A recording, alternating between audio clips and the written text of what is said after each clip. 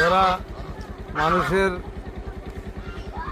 ভালোবাসা বোঝে, মানুষের মর্ম বোঝে, দিন বোঝে, সেই সমস্ত দলের দিকে মানুষের মনোবিশ্ব হওয়ার জরুরি। আচ্ছা, আপনি কি আবার কোন দলে ভোট দিবেন বলে ডিসিশন নিয়েছেন?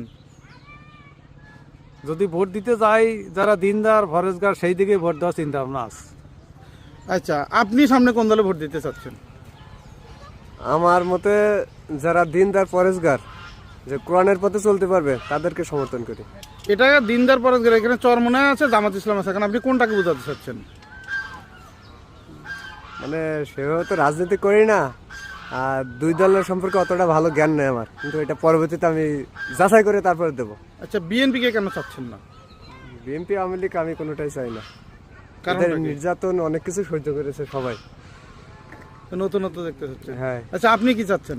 আমি বাংলাদেশ জামাত ইসলামীকে সমর্থন করি। কেন চাচ্ছেন? মনে এই ন্যায় ইনসাফের প্রতীক এটা, এবং এটা দিয়ে আমি মনে করি বাংলাদেশে দিন কায়েম করা সম্ভব। এর আগে কোন দল করতেন? এর আগেও আমি জামাত করতাম।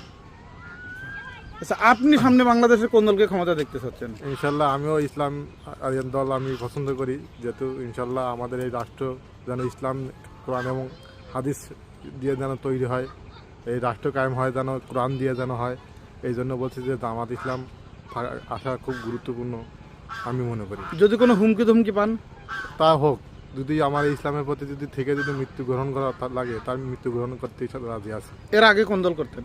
আমি তো এর আগে কোনো দল করতাম না। আচ্ছা, জামাতের কি দেখে পছন্দ করছেন? আমাদের পছন্দ হয় যে এরা আসলে যে এই দেশটারে চাঁদাবাজ মুক্ত, দুর্নীতি মুক্ত, বা এই ধর্ষণ, হামলা পামলা, এইসব থেকে সব অরাজকতা থেকে আল্লাহ তাআলা রহমতে সে তারা এইগুলো হেফাজত করবে মুক্ত আছে তারা ইনশাল্লাহ। জামাত ইসলাম কি চাঁদাবাজি করে না? না, আমরা আমাদের মধ্যে দেখি নাই যে তারা চাঁদাবাজি করেছে কিনা, আবার মিডিয়া তো দেখি নাই। তা ইনশাল্লাহ দেখি যে ওনারা আগামীতে যদি রাষ্ট্র আসে, ইনশাল্লাহ ওনা আমার জানার মতে ইনশাল্লাহ বাংলাদেশের মানুষের জনগণের সেভাবে ওরা সেভাবে সেই মর্যাদারও দেবে।